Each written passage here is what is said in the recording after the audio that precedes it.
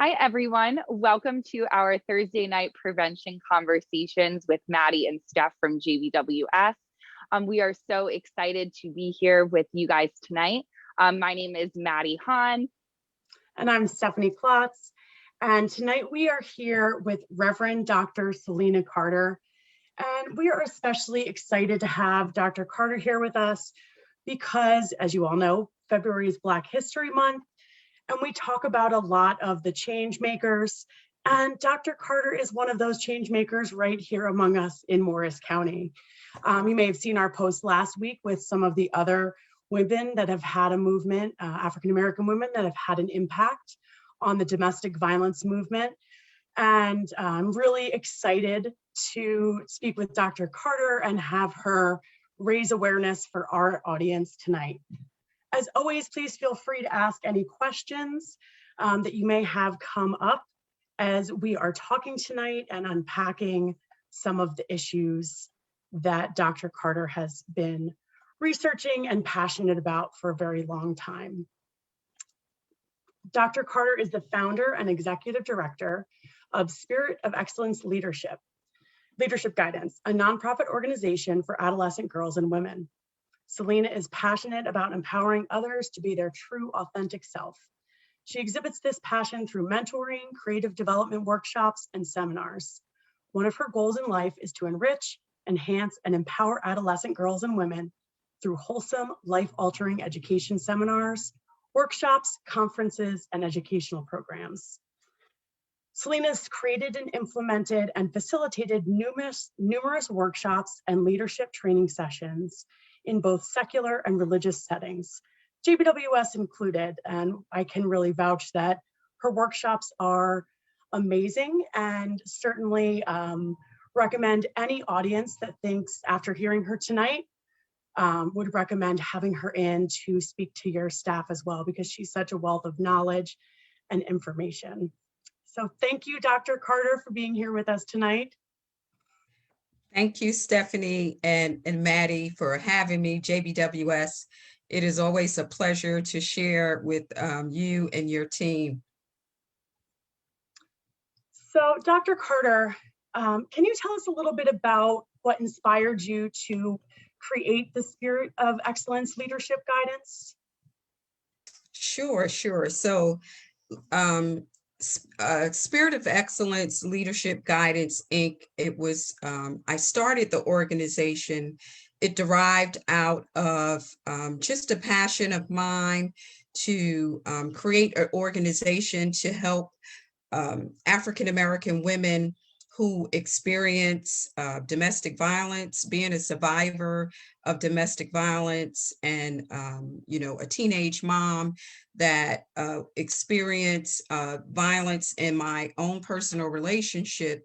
I wanted to help other women to be whole, body, mind, and spirit. So Spirit of Excellence, it helps women in all those different aspects of life to be whole, holistically in their relationships. That's amazing. And I know one of the projects that you put together is a PSA vignette project that explores some of the issues that African-American women face in domestic violence relationships. And I'm really excited to share one of those vignettes with our audience tonight. Okay.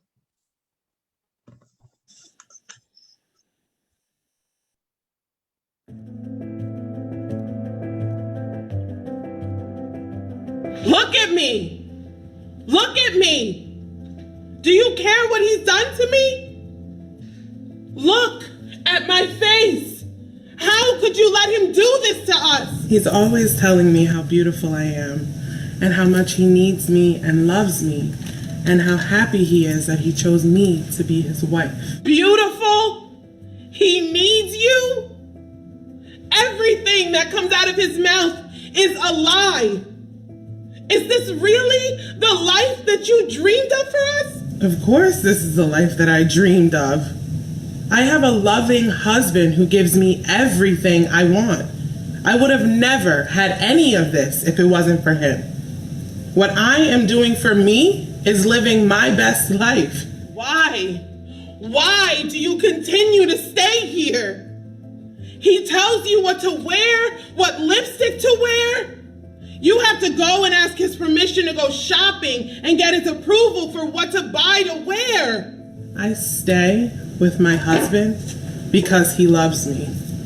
No one has ever really loved me. Not my mother, definitely not my father. My husband is the only one who has ever really loved me. What? This is not love. What about you? Do you love you? Do you love me? Do you love us? The effects of domestic violence on victims and survivors are similar to persons suffering from post-traumatic stress disorder or PTSD. Between 94 and 99% of domestic violence survivors also experience economic abuse.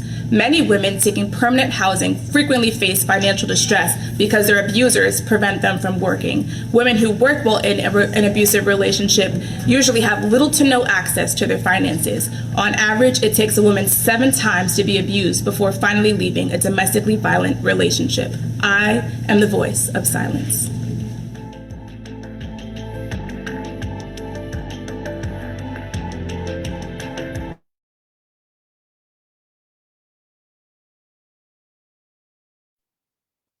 Really powerful, Selena. Yes, thank you for playing that vignette. That is one of 4 vignettes from the project, The Voice of Silence. And the Voice of Silence project falls under the umbrella of Spirit of Excellence, and that's our domestic violence project that we did to bring awareness to the African American community, especially the Black church, to start that conversation about domestic violence. And this particular vignette, it shows how tough it is for a woman to leave a domestic violence situation. And, you know, Stephanie and Maddie, you know that it's not easy. It takes a woman 7 times, up to at least 7 times, before she actually leaves a domestic violence situation. But this vignette was created with in partnership with Drama Queen Ministry. The creator and director was Reverend Tarina Armstrong, that helped me to put on these vignettes. And you know, the numbers for the African American community is just astronomical for domestic violence when we look at the numbers in relationship to other communities. Black women are 3 times higher than those of white and Hispanic communities, and they are 29% victims of domestic violence. So that's one of the reasons why the vignettes were started. And also they were shown on Sundays, which is the highest day of reported incidents. So I wanted them to be shown on a Sunday because of that reason. And we really received a lot of great response as a result of those vignettes going out. Dr. Carter, thank you so much for creating those vignettes and sharing this project with us tonight. I think that it's such a powerful visual way to show how it can feel to be in an abusive relationship. What are some of the issues that African American victims of domestic violence face? Oh, wow. You know, there are so many different issues that the African American community face, a number of barriers, and the list can be endless. One is cultural competency, also strong loyalty to their community. African American women, you know, they have a strong loyalty to the race, the culture, the family. Also, lack of service providers who look like us when we go into for services. Also, a lack of trust based on the history of racism and classism and discrimination against African American women we have experienced. So understanding the history of African American women and why we don't go in for services is key to some of the barriers. You know, like services may be provided in at times when women are not able to go to a service, or it may not be on a bus line. Transportation may be an issue. So there are a number of barriers why African American women don't seek out services. Yeah, and so all the issues kind of that everyone is facing, all the African American survivors are facing everyday racism, right? And all the barriers based on that, but then the violence in their homes is kind of mimicking that oppression, those barriers. And so it's, how do you navigate, right? That system is what I'm hearing from you, is that it's you got to, you know, maybe staying connected to your abusive partner, you know, that you can navigate that versus this provider that you don't trust and maybe is going to be triggering that racist, the racism and the feeling of, you know, is this person going to really understand me? Right. And, you know, just to add to that, Stephanie, you know, our Black men, they are having, you know, so many issues with the social justice system until women don't want to call the police because it can turn out to be an adverse situation. Even though she's being abused, she does not want to call the police on fear of him being abused by the social justice system, because, you know, they're already kicked down by that system. So, you know, they stay in the environment. And then African American women, you know, we live in, you know, we experience the stigma and the shame that's associated with domestic violence. You know, we are told from young what happens in our home stays in our home. So we create our own silence and, you know, not able to share our issues with others outside of our home. So we stay in those abusive relationships. That makes a lot of sense, right? And I think in today's world, it is even more obvious why a survivor wouldn't want to call law enforcement on her Black partner, right? I think as a white woman, if I had an African American partner, I wouldn't want to call the police on that person, even if I was being abused, right? So I think that's a really important consideration, and one that is so glaring and really calls for that movement towards restorative justice rather than domestic violence is so heavily linked to the criminal justice system. So it's something to unpack and think about for sure. Yes, that is so true, Stephanie. And, you know, one of the things, the Voice of Silence, it's geared at education, educating our clergy leaders in the Black churches, educating the community. And, you know, a lot of times, some women don't even know they're in an abusive situation because it's not something that's talked about.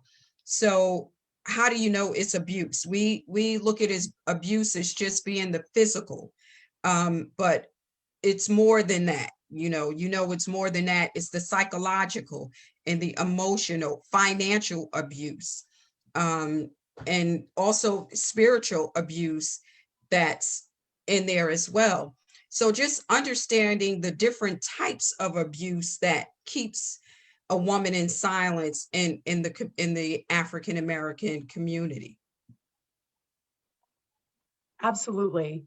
And for anyone that didn't see that's watching, I did link the YouTube page that has all of those vignettes so that you can watch them all. They are all powerful. And then there is also a panel discussion that unpacks the vignettes if you are intrigued to learn more, because there is just so much richness in those vignettes. And I think when we had talked about them at one point, we had said, I just see something new, right? Every time you watch them, that there's always a new dynamic that sticks out. So I really encourage everyone that's tuned in to click on that link and watch those vignettes, because there really is so much to gain from those. Yes, it is. And thank you for sharing that, Stephanie. It is very important to see the different aspects of the vignette. And you're right, every time we watch it, it's like, oh my goodness, I didn't see that in there. Or it's just when we were so close to, planning and filming the vignettes, we were looking at it from one perspective, and someone look at it and just take a whole different perspective of the vignette. And that's the whole purpose of it, to have that conversation. Like what's going on in the vignettes are real issues that women, not just African-American women in general are experiencing. But the vignettes were put together for the African-American community. Look, this is us in the vignette. Let's have this conversation about what's happening to us. Why are abuse against African-American women 29% higher than other ethnic groups? Why is the murder rate higher for us, for our teens, ages 18 to 45? Why are those rates higher? What do we need to do? How can we get educated? What can we do to bridge the gap to let the churches in the Morristown area know that JBWS is there to provide services? So, and the vignettes and the Voice of Silence is also there to help with the healing process, because spirituality is very key to African-American women. That's our livelihood. And we need to bridge the gap between healing spiritually and healing emotionally and psychologically. And that's when JBWS services come into play, that we can say, okay, we can help you spiritually here, but we're going to send you to these resources to help you with, planning on, healing financially, or helping you with safety planning and getting the services you need to move forward in your life after abuse. Yeah, we need each other, right? We can't do it on our own. We cannot. We need each other to partner, to really wrap around all the things that somebody needs as they're navigating this really tricky and dangerous and confusing situation. And I think yes, what's so beautiful about your vignettes is they bring awareness to the community. They bring awareness to a survivor, right? That there's other options out there, that it's not okay, right? That they don't deserve it. That's right.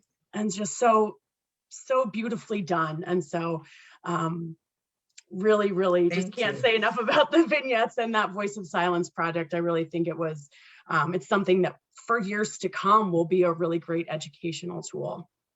Thank you. Yes, definitely.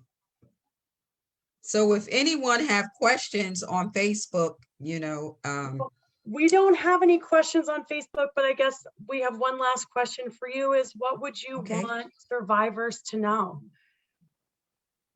Sure. So for survivors to know, what would I want them to know is, you are not alone. And it is definitely not your fault. And there are services available. Again, if you are in the Morristown area, even if you're not in the area and you just need to know what are some of the resources available,